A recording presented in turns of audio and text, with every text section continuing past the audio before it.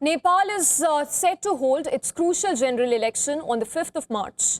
The elections come months after anti-corruption protests forced the resignation of the previous government and led to an interim administration taking charge. With new political players and first-of-its-kind developments in the race, this election marks a key moment for Nepal's democracy. Here's a closer look at what is different this time. Nepal is heading to the polls under extraordinary circumstances.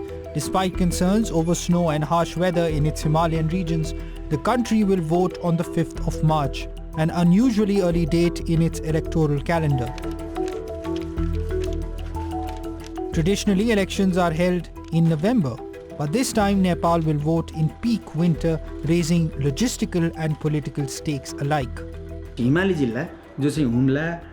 In high-altitude districts such as Humla, Dolpa, Mugu and Manang, we have to transport election materials by helicopter.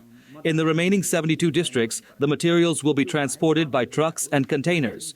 We have already made the necessary arrangements and are preparing accordingly.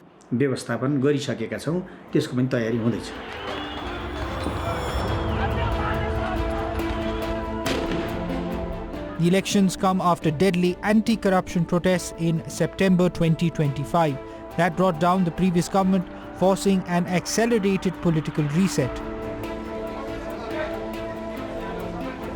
An interim administration led by former Chief Justice Sushila Karki is now guiding the nation of 30 million people to the polls on the 5th of March. However, seeing the extreme climatic conditions, Karki on Tuesday said voting for the general elections in the mountain districts can be conducted in the second phase if the weather doesn't permit. Nearly 18.9 million voters, including over 800,000 first-time voters, are eligible to cast ballots across 10,967 polling stations. The elections will decide the composition of the 275-member House of Representatives, with 3,406 candidates contesting direct seats. But beyond the numbers, it's the stories behind the election that stand out.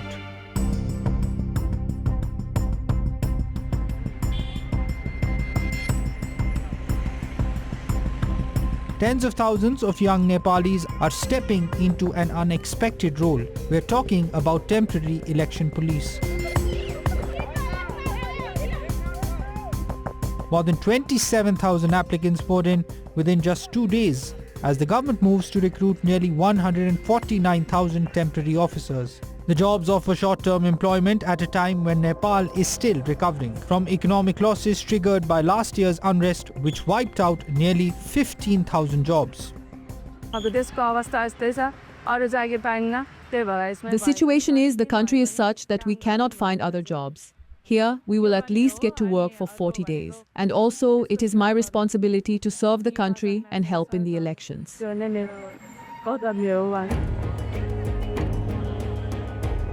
These recruits will manage queues, transport ballot boxes, and ensure order, turning unemployed youth into frontline guardians of democracy.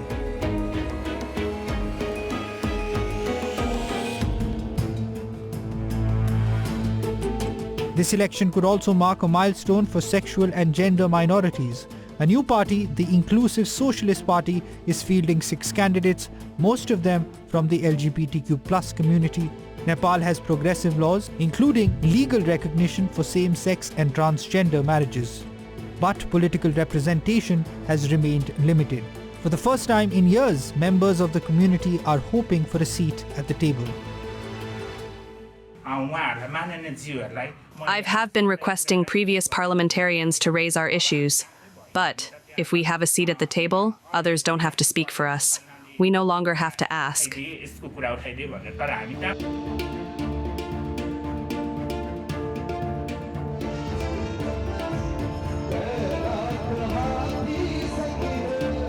And then there's the contest grabbing the most attention.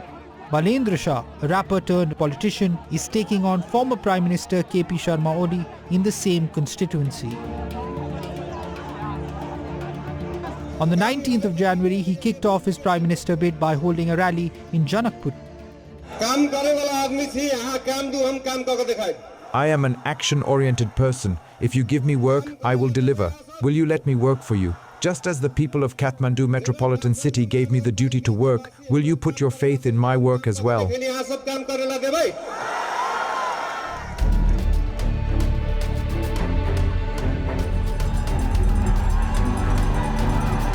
Shah shot to fame with rap songs on corruption and inequality. He then in 2022 stunned everyone by winning the Kathmandu mayoral polls as an independent. 3 years later, the 35-year-old came in the spotlight during the 2025 September protests. The former rapper earned admiration for supporting the agitation against corruption and social media ban. And many Gen Z protesters even started batting for Shah to take over.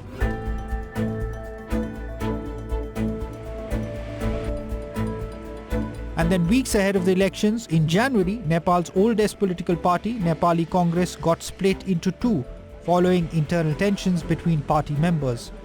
On the one hand, there is Sher Bahadur Deuba. On the other hand, the faction is led by Gagan Thapa.